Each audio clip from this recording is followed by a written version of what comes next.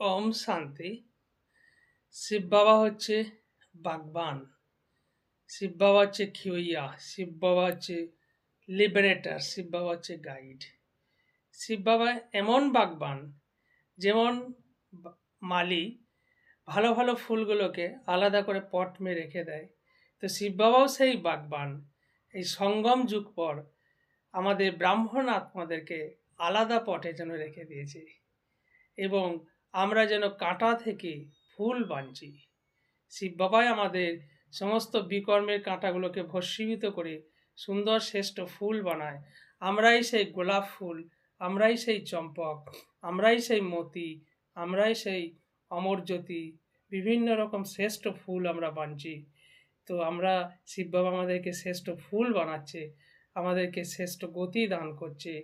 আমরাই সেই শ্রেষ্ঠ ফুলের বাগান, খোদাকা বাগিচা, ফুলের বাগানে আমরা সেই ফুল সমৃদ্ধ করছি।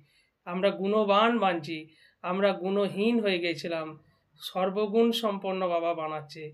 আমাদের গুণ রহিত হয়ে গেছিল, একটা গুণও ছিল না আমাদের মধ্যে। বাবা ভর ভরকে ডিভাইন কোয়ালিটিস, দৈবিক গুণ ভরছে আমাদের মধ্যে। সহিষ্ণুতা, ধৈর্যতা, সাহসী, পরিশ্রমী, দিব্যতা, শান্তি, সহনশীলতা, এই সমস্ত শ্রেষ্ঠ শ্রেষ্ঠ দৈবিক গুণে শিববাবা আমাদেরকে ভরপুর করে দিচ্ছে, মালামাল করে দিচ্ছে।